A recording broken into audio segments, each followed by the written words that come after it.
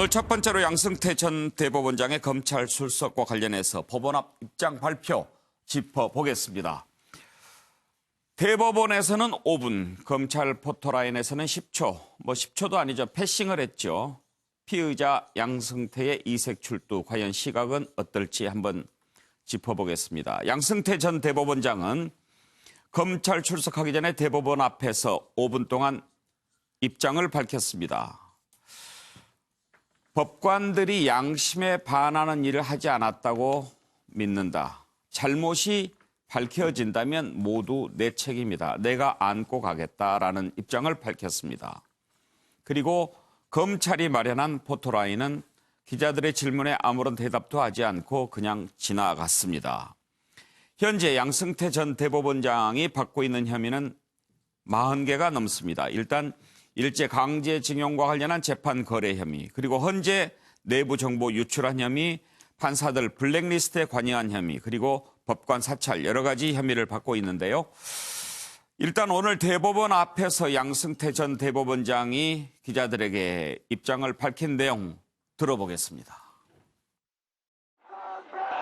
저는 오늘 양심이라도 남아있다면 기자회견 수사 조사 과정에서 포토라인에 서십시오.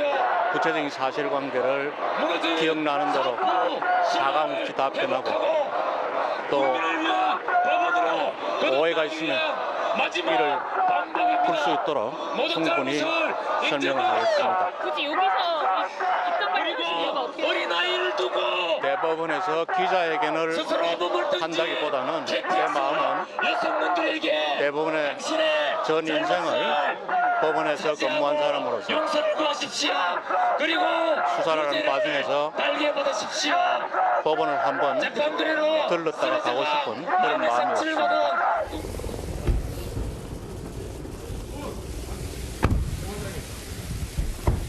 강제징용 소송에 대한 재판 개입 이거에 대해서 사법 불신이 생길 수 있다는 생각 해보신 적 없으십니까?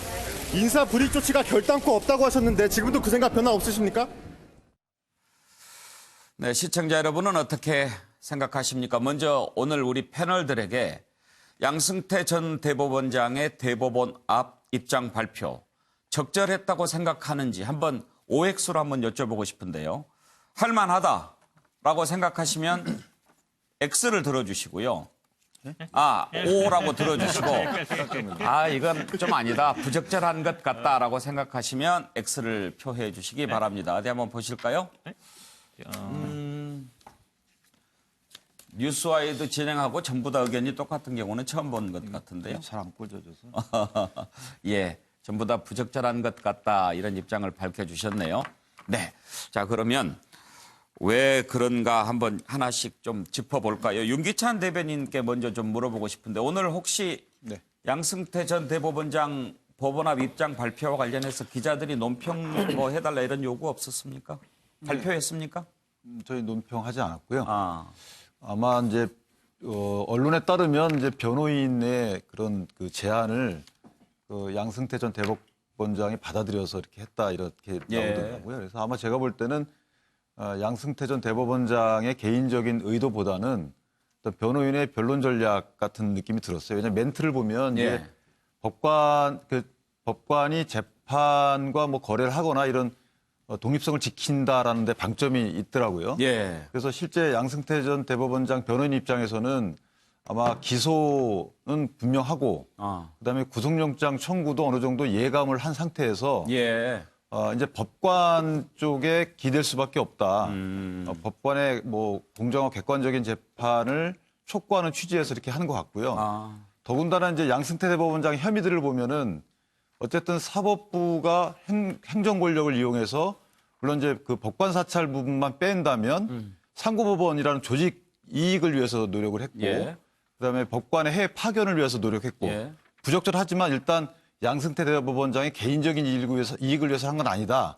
따라서 법원 내에 본인한테 우호적인 어떤 여론도 있지 않을까라는 기대하에 이런 전략을 갖고 나온 거 아닌가라고 생각을 했습니다. 그런 점에서 의도를 한번 분석을 해보신 것 같은데 그러면 윤기찬 대변인 보시기에 저런 그 발표에 조금 흔들릴 법관들이 좀 있을 것도 같습니까?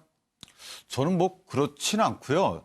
다만 저렇게 언론에 나왔을 때 예. 일반적으로 검찰청 앞 포트라인에 쓴 경우보다는 눈여겨보게 되겠죠. 예. 아무래도 예. 색다르기 때문에 좀 더 집중을 좀 받지 않았을까. 예. 그래서 어느 정도 좀 본인이 원했던 효과는 예. 한 10%, 20% 정도는 달성하지 않았을까라는 생각은 듭니다. 예.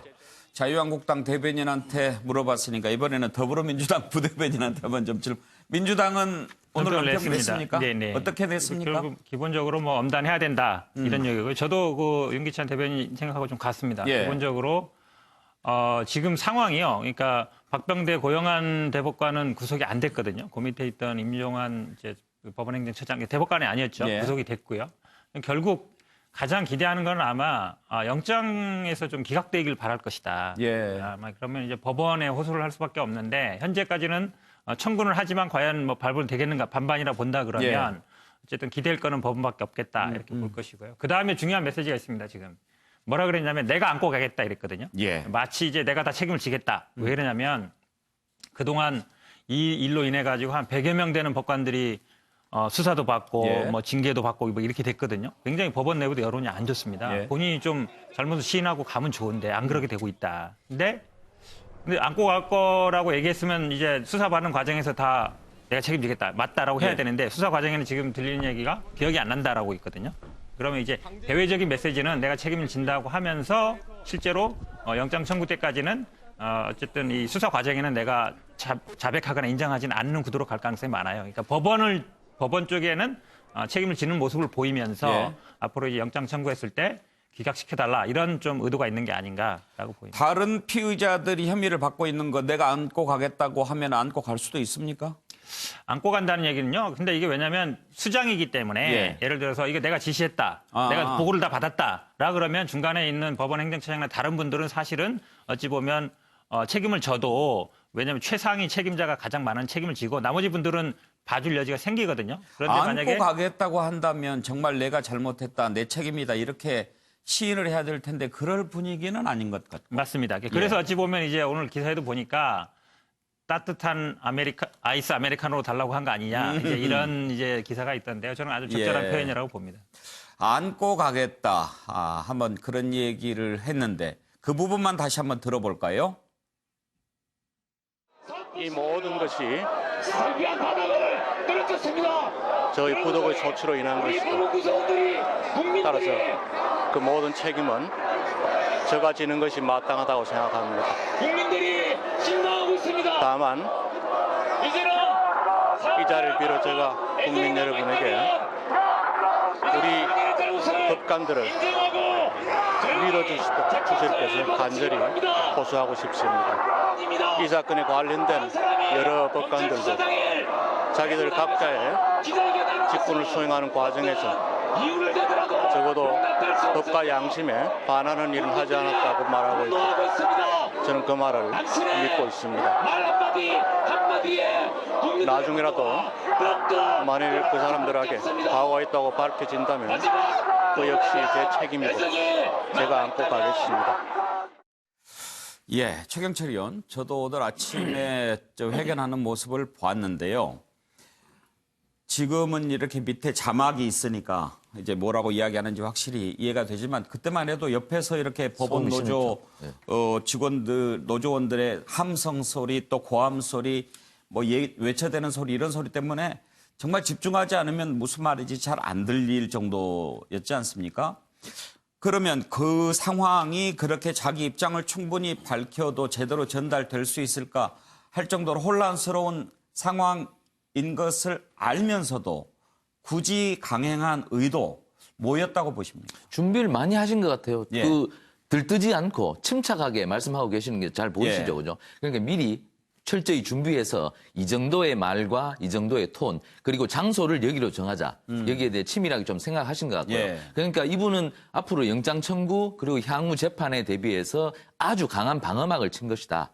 결국엔 이 드라마에 내가 주인공이 아닌데 왜 내가 주인공인 것처럼 검찰로 나를 데리고 오느냐. 주인공은 다른 사람인데. 박근혜 전 대통령? 그렇죠. 어쨌든 뭐 다른 사람인데 지목할 수는 없지만 나는 이 드라마의 주인공이 아니고 나는 법원 드라마의 주인공이어서 그래서 나는 법원에 와서 먼저 얘기를 한 겁니다. 그렇죠. 그러니까 검찰 드라마의 나의 주인공이 아니니까 법원 드라마의 주인공이 나를 왜 검찰이 부르느냐는 강한 거부 의사와 항의 의사를 비치면서 법원에서 성명을 발표하고 이내 검찰로 가서 포토라인에 제대로 서지도 않고 팽한이 들어간 것이죠.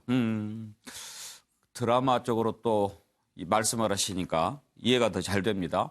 차지원 교수께서는 의도 어떻게 분석하셨습니까? 예, 오늘 그 양승태 전 대법원장이 그 오늘 뭐 법원 앞에서 해견하는 걸 보고 많은 사람들이 여전히 자신이 대법원장인 걸로 착각하고 있는 것 같다고 하는데요. 제가 생각했을 때는 본인 스스로가 대법원장이라고 뭐 이렇게 착각하는지 모르겠지만 제가 봤을 때는 대법원장 맞는 것 같아요. 이렇게 저는 대법원장. 예, 그러니까 대항할 대자에 법에 대항하는 인원들, 사람들의 무리라는 거죠. 무리의 우두머리라는 거죠. 쉽게 말하면. 그러니까 법에 저항하고 무시하는 사람들의 우두머리. 저는 뭐 그런 모습을 스스로 보여준 것이 아닐까라는 생각입니다. 그 이유는 세 가지입니다. 첫 번째는 여전히 나만 특별하다는 생각을 분명히 갖고 있는 것 같아요. 우리가 과거 전직 대통령들이 검찰에 출두한 장면 보셨잖아요. 그때마다 전직 대통령들이 전부 다 국민 앞에 이 검찰 포토라인에서 이야기를 다 했어요. 그런데 왜 본인은 거기 서지 않고 패싱합니까? 그리고 또 하나는 왜 그 장소가 자신의 입장을 밝힌 장소가 이 지금 대법원 청사 앞이냐는 것이죠. 앞으로도 아마 이분의 여러 가지 사업 처리와 관련해서는 법원에서 영장 심사를 하지 않겠습니까? 그러면 지금 판사들이 법원 앞에서 자신의 위력을 가시하고 싶은 마음도 있지 않나 하는 생각일 거예요. 아마 그것이 일종의 정관의 여우일 수 있는 것이고요. 세 번째는 앞서 그 이야기했던 부분들이 다 안고 가겠다고 하지만 그 말을 한번 뜯어볼 필요가 있는 것이죠. 부득이 소치라고 이야기를 했어요. 부득이 소치는 도덕적 비난을 받을 수 있지만 형사적 처벌을 받는 대상은 아닙니다. 그리고 그 밑에 사람들이 잘못한 건 자기가 다 책임을 안겠다고 했지만 뭐라고 이야기합니까? 지금 여러 가지 증거들 보면 양승태 전 대법원장이 모든 걸 지시하고 했다는 거 아닙니까? 그러나 본인은 뭐라고 이야기를 합니까? 지금 이 사건과 관련해 여러 법관들이 자기들 일 각자 직권을 수행하는 과정에서 적어도 법과 양심에 반하는 일은 하지 않았다고 말하고 있다. 자신은 전혀 그 사실을 모르고 있다는 거 아닙니까? 설사 이런 일이 있었다 하더라도 내하고는 관계없고 이 사람들이 잘못이라는 거죠. 그런 측면에서 내가 책임을 진다는 것은 자기가 그럼 거기에 대한 책임 뭘 물을 수 있습니까?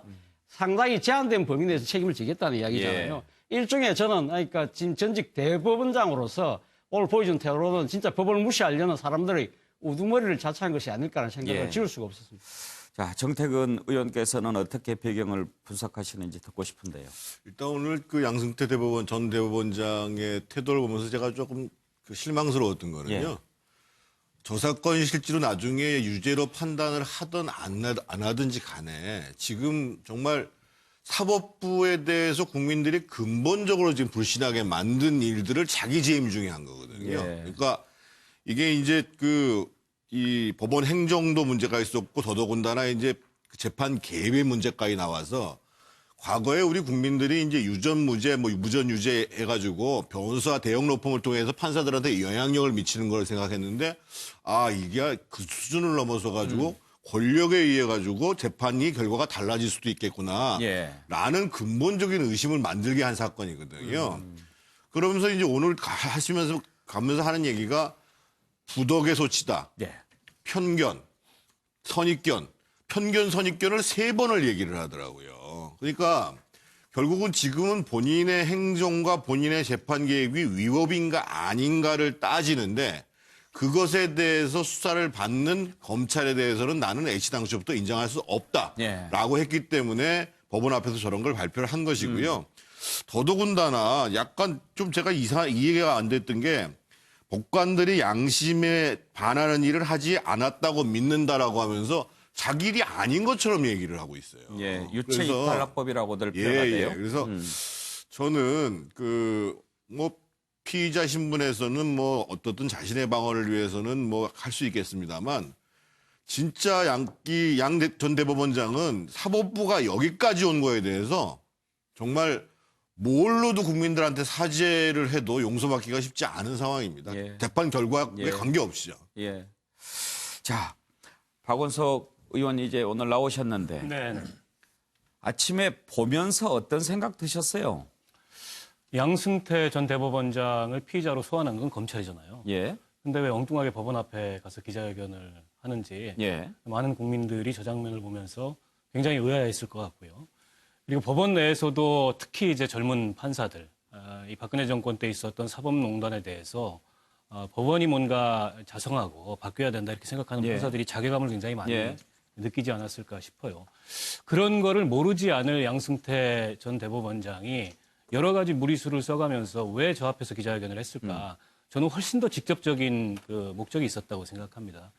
지금 이 사법농단 사건을 대하는 법원 내에 두 가지 다른 기류가 있습니다. 예. 하나는 앞서 말씀드렸듯이 젊은 재판관들을 중심으로 사법부가 이렇게 무너져서는 안 된다. 근본적인 쇄신이 필요하다. 이런 기류가 있는 반면에 탄핵도 요구하고. 네, 다른 한편으로는 검찰의 수사가 무리하다. 그리고 여기엔 정권의 의도가 개입돼 있고 설사 그런 일이 있었다고 하더라도 그런 것을 이렇게 밝히는 게 사법부에 무슨 도움이 되느냐. 특히나 양승태 대법원장으로부터 임명장을 받은 고위 법관들 같은 경우에 그런 우려스러울 만한 인식이 보이고 있습니다. 예. 저는 그런 기류에다 대고 양승태 전 대법원장이 결집을 호소한 거라고 생각합니다. 예. 최근 들어서 좀 석연치 않은 판결, 물론 이 사건과 직접적으로 관계없는 그런 사건들에서 석연치 않은 판결들이 나오고 있습니다. 예를 들자면 우병우 전 민정수석의 석방이라든지 누가 봐도 사실은 석연치 않지요.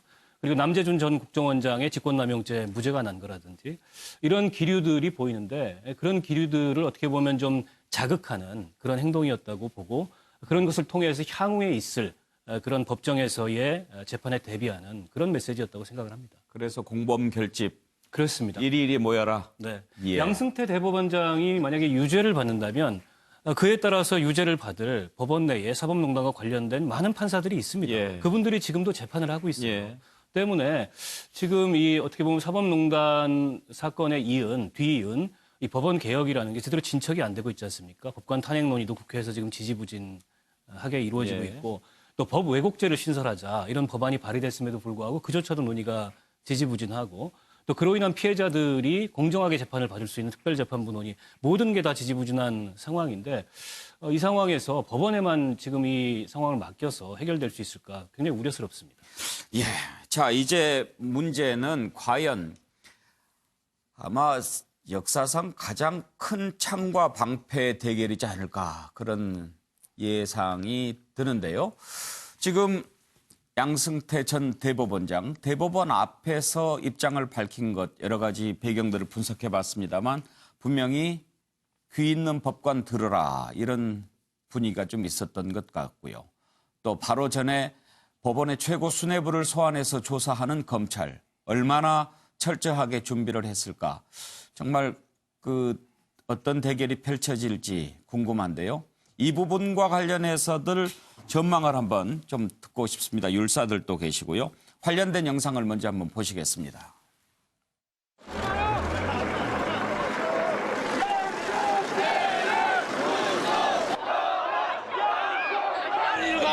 쌍용자동차 뭐야 우리?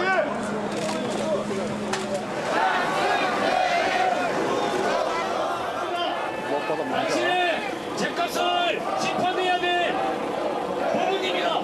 당신은 이제 기간 동안에 일어났던 전직 대법원장이 아니라 검찰에서 수사를 받아야 할 피의자 신분입니다. 그런 사람이 대법원 앞에서 기자회견을 원망하지 않습니다.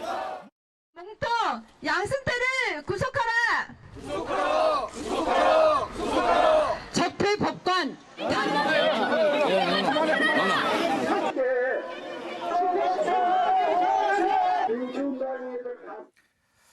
예, 현근택 부대변인, 지금 혐의가 40개가 넘지 않습니까? 네네. 오늘 하루 조사 가지고는 안 될 것 같고 네네. 그렇지만 또 전직 대법원장 예우 문제도 있고 하니까 막 밤샘 조사는 안 한다고 그래요. 그러면 한두 번 더 부를 것 같은데 네. 결국은 구속영장을 청구하는 방향으로 가려고 하지 않겠습니까? 예, 여기서 한 가지 물론 뭐 다 아시지만 이제 중요한 쟁점은 이제 일제 징용 피해에 대한 재판이라든지 아니면 사법부 블랙리스트 이런 부분이 쟁점이 될 것 같은데요.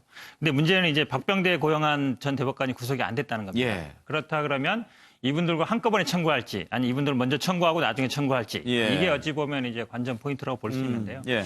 이게 이제 개인적인 의견입니다. 개인적으로는 아마 한꺼번에 청구하지 않을까. 예. 왜냐하면 이게 지금 이분들만 다시 청구해서 발부된다는 또 보장이 없고 그렇다고 해서 청구 안 할 수도 없는 입장이고요. 근데 이분들 만약 두 분만 먼저 청구했다가 발부 안 되면 양승태 대법관의 영구청장 청구 어려워집니다. 예. 그렇게 본다 그러면 검찰로서도 어느 정도 좀 생각을 할 수밖에 없는데 수사 끝난 다음에 개인적으로 봤을 때는 세 분을 한 번에 청구하지 않을까라고 저는 개인적으로 생각해 봅니다. 예. 윤기자 대변인, 혐의가 많으면 많을수록 더 기소건 수도 많아지지 않습니까? 네, 그렇죠. 예. 근데 제일 중요한 거는 이제 혐의에 대해서는 사실은 기초조사가 이제 판사를 80명씩 불렀다고 하니까요. 예. 어느 정도 기초조사는 돼 있는 상태고 거기에 양승태 전 대법관이 어느 정도 관여가 돼 있느냐. 이게 가장 핵심인 것 같고요. 예. 기존에 이제 뭐 이규진 그 양형위원 이런 분들의 또 진술도 나와 있고 해서 그런 진술에 대한 확인 작업 이런 것들이 좀 시간이 걸릴 겁니다. 예. 뭐 순순히 인정하지 않으실 테니까. 예. 그래서 그런 그 작업들이 좀 걸릴 것 같고 영장 청구는 제가 볼 때는 검찰이 예정하고 있지 않느냐 이런 생각이 들고요. 예. 아까 이제 그 정 대표님 하신 말씀 중에 이 대법원에 대한 개혁이나 대법원에 대한 재판의 공정성 부분은 사실은 대법원에 일단은 맡기는 것이 제일 중요합니다. 왜냐하면 예. 국회나 외부에서 관여하게 되면 그야말로 그것은 공정성을 기하기 어려운 거고요. 또 하나는 일부 시각은 그 대법원 내에 있는 주류 세력 교체 과정이다 이렇게 또 보는 일부 시각도 있는 건 사실이거든요. 예. 그래서 이런 여러 가지 그 면을 고려할 때 과연 어디가 기준점이냐. 지금 현재 그 재판 거래를 있었다고 단정하고 이 사태를 보느냐. 아니면 재판 거래는 앞으로 있었는지 여부를 재판에서 밝혀야 되는 어떤 사실관계냐. 이런 그 관점에 따라서 이 사건을 보는 내용이 달라지기 때문에 예. 섣불리 단정하는 것은 좀 조심해야 되겠다 이런 생각을 예. 이제 검찰 조사 결과가 나오면 또 한번 저희가 짚어보겠지만 어쩌면 전직 대통령들의 검찰 출석보다 더 낯설기만 한 전 대법원장의 검찰 출석 바라보는 국민들의 마음 참 착잡한 하루였습니다. 다음 이슈로 넘어가겠습니다.